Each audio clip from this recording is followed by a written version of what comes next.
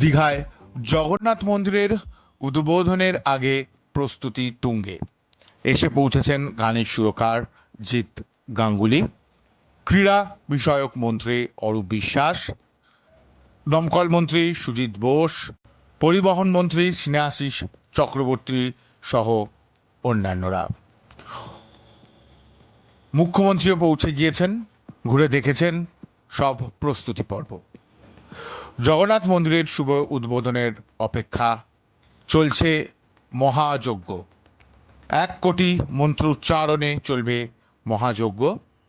তারপরেই দ্বৈতপতির কথায় জগন্নাথ দেবের প্রাণ প্রতিষ্ঠা হবে মূর্তিতে।